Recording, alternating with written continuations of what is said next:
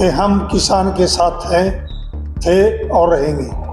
किसान की जो मांग है वो सही मांग है। तो हरियाणा प्रदेश के मुख्यमंत्री ने 24 फसलों के नाम नहीं बताए और वो बात करते हैं एमएसपी पर खरीदने की।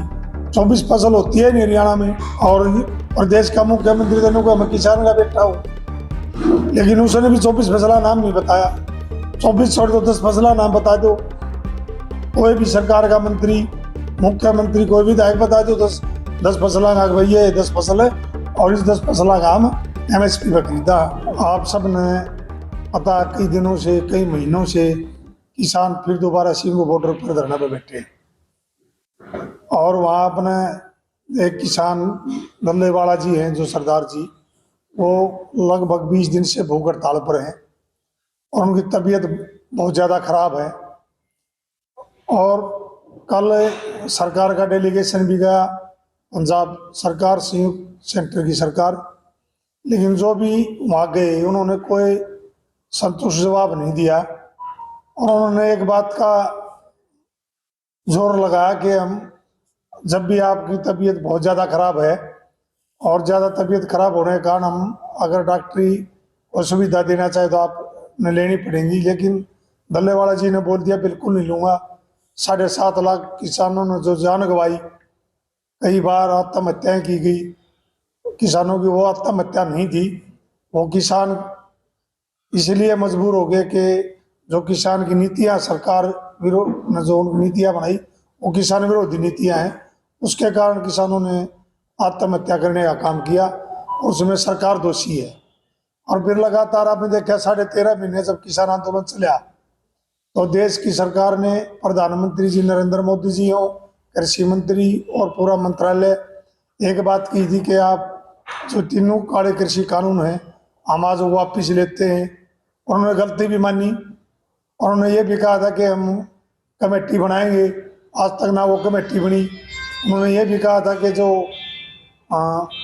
किसानों की एमएसपी की मांग है उसको हम लागू करेंगे। ना एमएसपी गारंटी कानून की कोई बात करी किसान की, ना कोई किसान पर जो मुकदमे दर्ज हुए उस टाइम पे, ना वो वापस लिए गए। तो इसीलिए वो किसान धरने पर बैठे, वो दिल्ली जाना चाहते हैं, अपनी मांग ले गए। कोई भी वर्ग जब किसी बात की उनकी बात नहीं सुनी जाती तो हर वर्ग दिल्ली जाके अपनी बात रखने का काम करता है, लेकिन किसान को दिल्ली नहीं जाने दिया जा रहा। और किसानों ने तो यहाँ तक भी कहा, आपने देखा कि 101 किसान की टुकड़ी खाली हाथ जाएंगे, कोई हम साथ में लाठी डंडा कुछ नहीं, एक झंडा के साथ जाएंगे, वो अनुमति दी गई, लेकिन वो भी रोका। वहाँ किसानों को आंसू गैस के गोले छोड़े गए, उनके साथ बर्बरता की गई, गोलियां चलाई गई। तो इसलिए आप सभी साथी बुलाए कि सरकार इनकी किसानों की बात को सुने, माने। और किसान जो बात कह रहे हैं, किसान को मांग नहीं रख रहे, किसान तो ये कह रहे हैं जो आपने बात की थी वो पूरी कर दो, किसान की कोई नई मांग नहीं। और किसान आप देख रहे हैं, सरकार ने कहा था कि 2022 में हम आय दोगुनी करेंगे, लेकिन आय दोगुनी तो नहीं हुई, कर्ज दोगुना जरूर होगा किसान का। आप देख रहे हो जब फर्टिलाइजर की बात हो, किसी का वेट घटा के कीमत बढ़ाने का काम किया, किसान के हर यंत्र पर जीएसटी लगाने का काम किया। सरकार तेल का भाव देखो आप 100 रुपये लीटर हो गया, लेकिन किसान की फसल की जब बात आती है तो फसल मंडी में पीटी जाती है और किसान को बॉर्डर पे पीटा जाता है।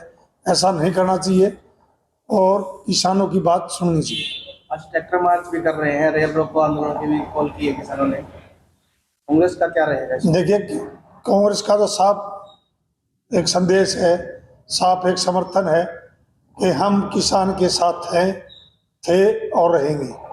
किसान की जो मांग है वो सही मांग है। हमने तो हरियाणा की विधानसभा में भी कही थी, मैं चलो आप हरियाणा विधानसभा में कानून बना दो कि जो एमएसपी गारंटी कानून से कम खरीदेगा उसकी सजा का प्रावधान कर दो, और किसान मांग ही कुछ नहीं रहा। और सरकार, हरियाणा प्रदेश की सरकार कह रही है कि 24 फसल एमएसपी खरीद रही है।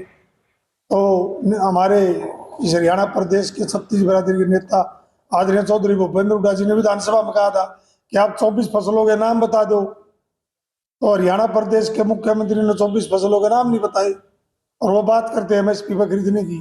24 फसल होती है नहीं हरियाणा में, ऐसी ये सरकार है। अनुभव है ही नहीं, ना फसलों का पता कि कौन सी फसल किस टाइम वो होती है, किस टाइम काटी जाती है। और प्रदेश का मुख्यमंत्री देने को मैं किसान का बेटा हूँ, लेकिन उसने भी 24 फसला नाम नहीं बताया। 24 छोड़ दो, 10 फसला नाम बता दो।